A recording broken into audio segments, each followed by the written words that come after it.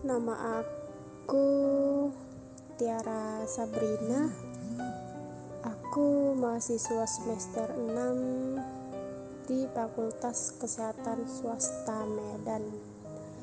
Jadi aku mau cerita tentang pengalaman yang benar-benar real aku alami sendiri sekitar 4 tahun yang lalu. Jadi aku punya pacar. Kita pacaran dari kelas 1 SMA semester 2. Awal pacaran kita baik-baik aja, gak ada kendala apapun. Masuk di pertengahan pacaran dia mulai kasar, tapi cuma di omongan aja. Waktu aku kelas 3 SMA, dia ada niat untuk melamar aku. Dan beberapa bulan aku tamat sekolah, aku langsung adain acara tunangan di rumah. Itu aku tunangan tahun 2016, tepatnya bulan-bulan Agustus. Waktu acara pertunangan enggak sengaja tempat cincin yang bentuknya hati yang warna merah itu dia buka, tapi patah. Aku di situ berpikir positif aja, enggak ngerasa apa-apa. Tapi semenjak aku udah ditunang dia dan dia ngerasa aku udah milik dia gitu, jadi dia berubah jadi kasar, mau main tangan, terus cemburuannya berlebihan. Kalau marah itu keluar gitu segala binatang, mohon maaf ini ya, barang sendiri pun keluar gitu. Kalau berantem dia selalu minta cincin yang udah dia kasih ke aku, cincin yang dia pakaikan ke jari aku, padahal kan waktu acara pertunangan itu disaksikan sama keluarga gitu. Jadi karena sering berantem, aku mulai nyesel gitu, mulai goyah gitulah, mulai bingung, mulai berpikir aku ini harus kayak mana, mau udahin tapi ini hubungan udah bukan main-main lagi gitu. Terus aku bingung kan, karena aku asli berantem aja sama dia. Aku cerita ke ayah aku, terus aku bilang sama ayah aku kalau aku lagi berantem sama dia, tapi aku gak bilang kalau dia berantem minta cincin. Padahal udah 2 kali dia berantem itu minta cincin, dan kalau berantem itu selalu kasar. Aku juga pernah ditampar sih di pipi kanan sama pipi kiri aku. Setelah aku cerita, ayah aku kasih solusi. Terus ayah bilang, coba sholat tahajud dan minta petunjuk. Aku udah sholat tahajud. Waktu sholat tahajud pertama itulah benar-benar kuasa Allah itu benar-benar ada. Pertama aku sholat, aku dikasih petunjuk. Kalau aku mimpi di situ tunangan aku tampar aku di pipi kanan kiri aku. Baru malam kedua sholat tahajud, aku mimpi lagi cincin tunangan aku putus jadi 3. Nah jadi waktu putus jadi 3 itu, satu ada di aku, satu ada di dia, satu lagi ada di adiknya. Mungkin itu juga udah petunjuk dari Allah buat buat mengakhiri hubungan itu. Kami setelah aku mimpi itu, aku memang benar-benar berantem sama dia ya. Berantemnya hebat sih, tapi itu menurut aku sih masalah enggak terlalu besar sih ya, cuman karena salah paham aja gitu. Tapi memang dia bawaannya kasar, jadi ya dia suka memperbesar masalah. Terus dia minta juga cincinnya, dan ini ketiga kalinya dia minta cincin dalam keadaan emosi. Kali ini aku kasih sih cincinnya sama dia. Dia datang ke rumah aku dalam keadaan emosi, marah dan semuanya lah. Bahkan dia maki-maki ibu aku. Aku nggak apa-apa sih mau dimaki dia, nggak apa-apa mau dibilang aku ini, dibilang itu, nggak apa-apa, tapi jangan orang tua aku bener nggak terima gitu loh. Setelah kejadian itu aku langsung pergi ke Medan sih, ya ke Medan juga sih, di kota lah tempat paman aku yang kalau dari rumah aku itu sekitaran 6 jam gitu. Nggak kebayangkan pasti ada orang tua aku tuh ngerasa malu gitu ya, anak perempuan udah bikin malu keluarga, kayaknya udah nyoreng nama keluarga banget gitulah. Di situ aku dengar juga sih waktu aku di Medan, bahwasanya ada orang yang bilang kalau aku ini udah hamil, kenapa pergi dari kampung kok hamil. Tapi aku ya coba sabar, coba ikhlas gitu kan. Dia ngumbar ke orang kalau aku udah rusak, udah di giniin dia, ngerti lah ya, udah dipakai dia gitu loh. Padahal sebelum aku menyudahi hubungan itu, aku benar-benar ditanya sama ayah aku gitu, bahwasanya aku memang benar-benar masih sehat walafiat dan nggak ada kurangnya sedikit pun gitu. Tapi karena omongan dia, aku jadi dicap jelek di kampung dan mama aku lah yang nanggung malunya gitu. Terus aku di Medan, aku di tempat paman aku, dia coba untuk menghubungi aku lagi. Di situ aku masih ngerespon baik sih, cuman ya udah nggak kayak biasanya lah ya kan. Baru dia bilang sama aku juga dia mau minta maaf, cuman aku nggak bisa. Terus dia bilang kalau dia mau minta maaf secara langsung sama ayah aku. Terus aku bilang ya udah, kalau memang mau minta maaf secara langsung sama ayah aku, silahkan telepon aja ya aku, karena posisi ayah aku itu lagi kerja di luar negeri, jadi kita hanya dari via telepon aja gitu. Dia menghubungi ayah aku, memang dia minta maaf biar kita bisa sama-sama lagi. Dia mohon, dia bilang kalau dia mau memperbaiki hubungan, terus dia mau berubah, nggak ngulangi kesalahannya lagi. Tapi ayah aku udah terlanjur kecewa, sakit hati. Ayah aku nolak untuk menerima dia lagi. Waktu aku di rumah paman itu, aku bermimpi keluarga mereka datang dengan bawa kain kapan gitu warna hitam sama warna putih, terus diikatkan ke perut aku. Aku di situ masih berpikir positive thinking lah ya, mungkin itu ya bunga tidur atau karena apa gitu, aku nggak ada berpikiran negatif. Terus Agustus pertengahan aku daftar kuliah yang ada di Medan. Terus itu tinggal di asrama, nggak tahu ya kenapa waktu aku masuk asrama, mohon maaf ya, selangkangan aku itu gatal-gatal, nggak sembuh-sembuh gitu, udah berobat ke sini ke sana juga nggak sembuh. Bahkan kalau malam aku itu sering dengar orang jalan-jalan di asrama aku, dengar suara orang barang-barang jatuh, kadang-kadang lampu asrama itu pun mati sendiri, padahal posisi teman aku itu kan udah tidur semua. Lagian itu kejadiannya sekitaran jam-jam 3 malam gitulah, aku nggak bisa tidur karena gatal gitu kan. Aku ngira itu gatalku juga karena alergi atau karena air, entah aku salah makan. Tapi ya dari kecil ya sampai sekarang ini aku nggak pernah itu ada ya namanya yang alergi, kayak alergi makan seafood gitu, nggak ada. Jadi aku ya masih positive thinking gitu. Selang beberapa bulan itu gatal-gatal aku sembuh sih, nggak sembuh total ya, masih gatal-gatal juga di bagian selangkangan itu.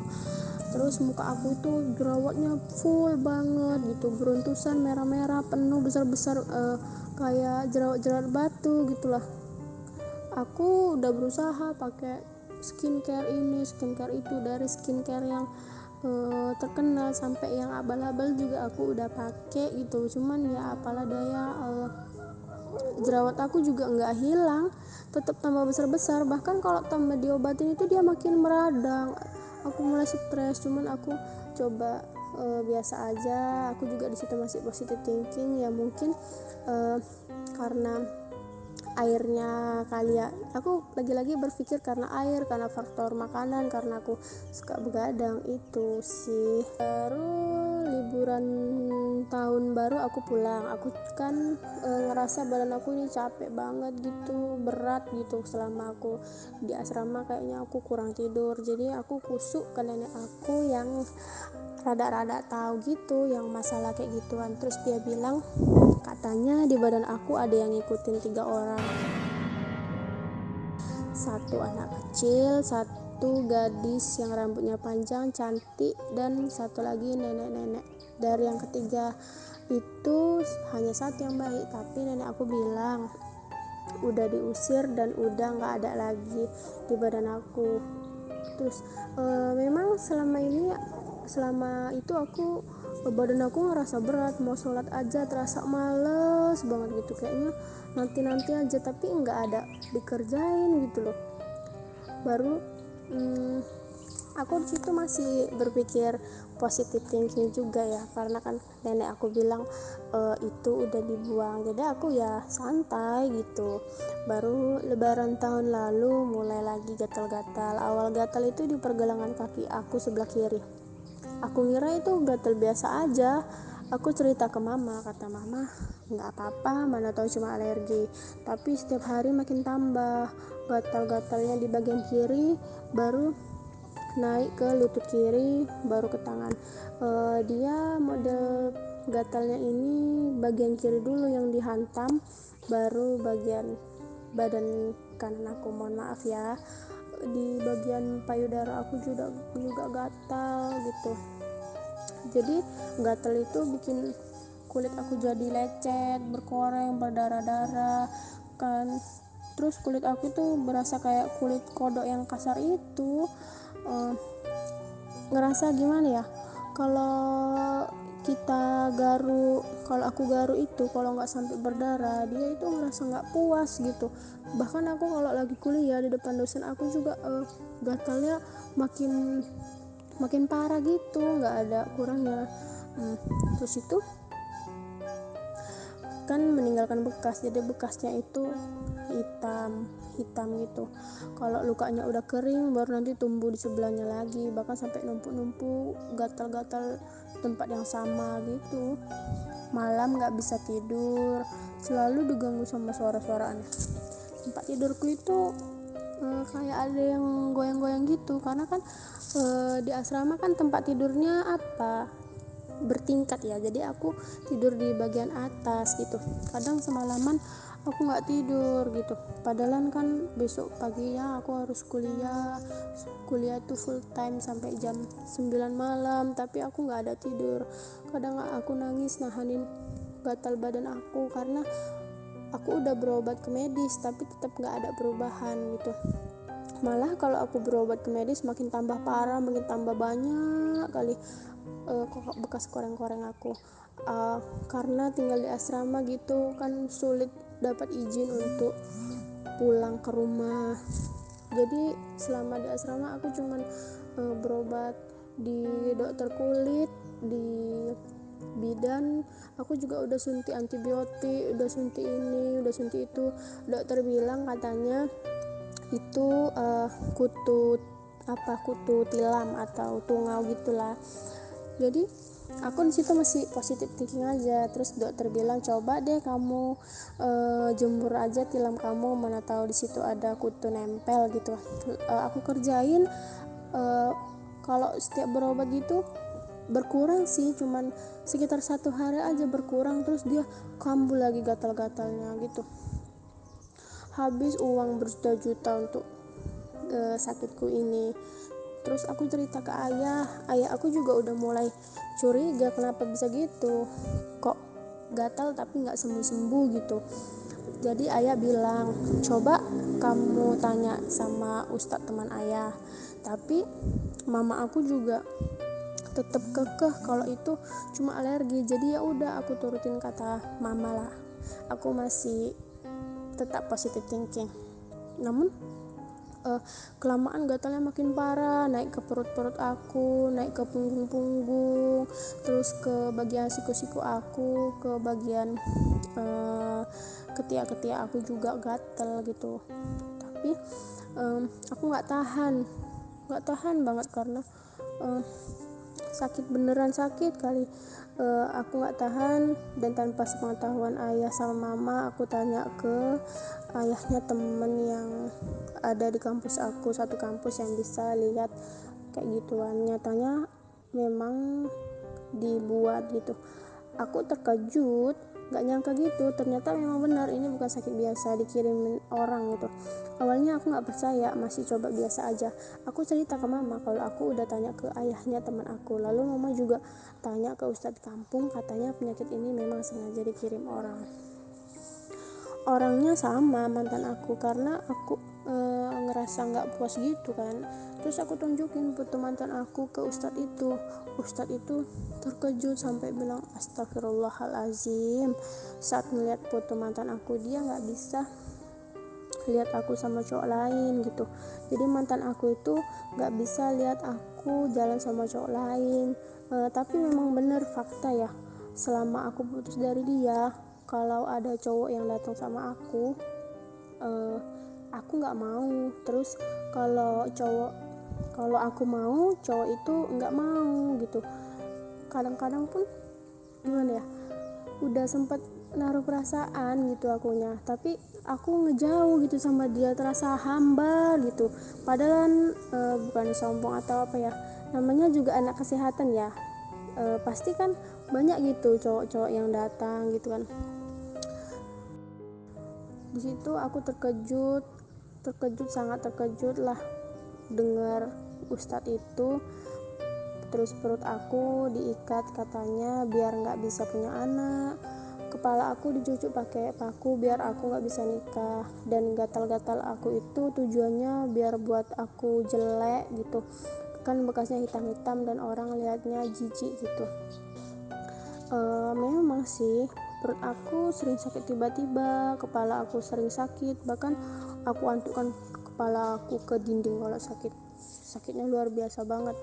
Aku juga mau dibuat gila gitu hingga meninggal karena mikirkan sakit ini. Aku masih belum percaya, dan semenjak aku berobat ke orang tua, setiap malam aku gak bisa tidur. Kepala aku sakit banget, rasanya kayak mau pecah, dan selalu ada penampakan di dalam kamar mandi asrama aku. Iya, sesosok perempuan hitam berdiri di kamar mandi. Bahkan kalau setiap maghrib itu aku selalu didatangi sosok-sosok wanita berwajah buruk. Aku selalu mimpi gitu, ada perempuan yang nyoba untuk nyakiti aku. Jadi dalam mimpi aku itu perempuan itu kayak mau nyekik aku gitu kan. Terus perempuan itu wajahnya jelek sejelek-jeleknya manusia. Terus matanya itu warna merah. Aku berobat ke orang tua itu udah ada 7 orang lah, semua sama jawabannya, tetap mantan aku orangnya. Bahkan aku berobat, ada yang bilang ustadz itu nanti kalau keluarganya datang ke rumah. Memang benar, keluarganya datang, kakaknya datang dengan alasan untuk membeli kelapa. Dia tanya aku kenapa, aku cuma jawab alergi gitu. Padahal aku udah tahu kalau memang penyakit ini keluarga mereka yang ngirimin gitu loh. Cuman aku coba diem gitu. Dengan dia bilang kayak gini, kakimu kenapa Ci gitu kan. Aku cuma jawab alergi. Lalu dia bilang bidan kok alergi sih, bidan kok gatel-gatel sih, bidan kok korengan sih gitu. Jadi aku cuman diem, mungkin sabar aja lebih baik gitu. Terus herannya entah kenapa ya, tiap aku mau diobati, kepala aku tuh berasa kayak mau pecah banget, sakit luar biasa gitu. Terus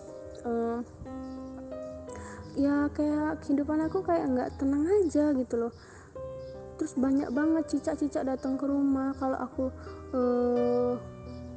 aku lagi di rumah. Cicak itu banyak tuh nempel di dinding aku coba searching kan, ternyata cicak juga kan bisa untuk bahan mistis itu.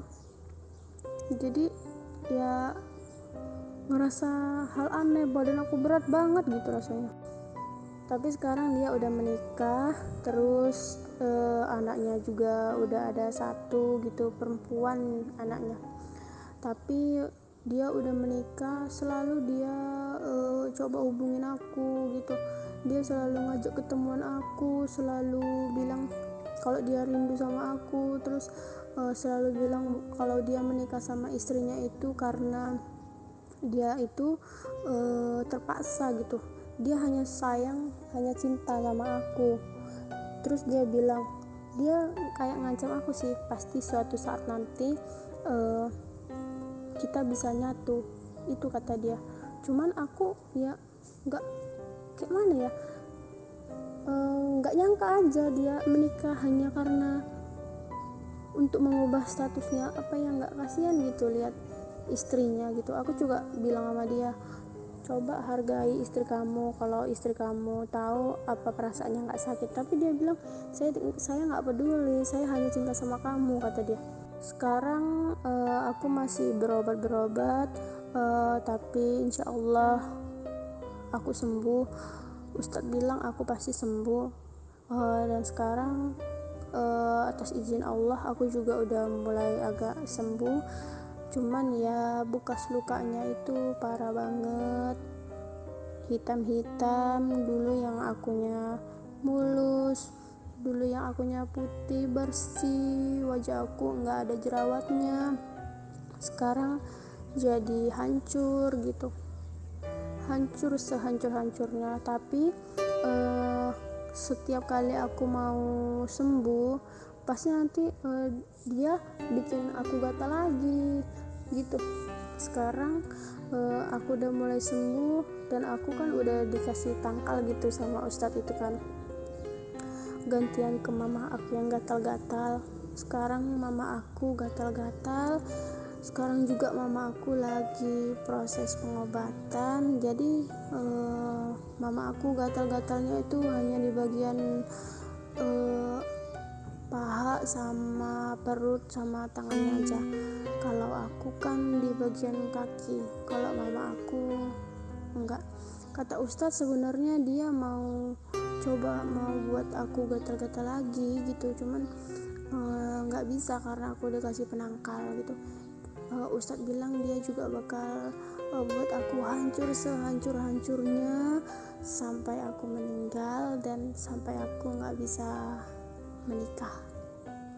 Aku nggak apa-apa dibuat kayak gini juga, aku ikhlas gitu. Tapi aku tahu semua penyakit pasti ada obatnya. Allah juga yang nggak tidur, nggak sekarang, mungkin nanti beberapa tahun ke depan dia pasti bakal ngerasain hal ini. Bukan dia yang merasakan, keluarga dia kan ada yang perempuan. Jadi ya kalau ngerasa hal-hal yang aneh, aku kadang masih dengar suara perempuan kayak mau mukul aku, kayak mau nyuki aku, kayak mau cakar-cakar muka aku gitu, masih sering. Tapi insya Allah istiqomah.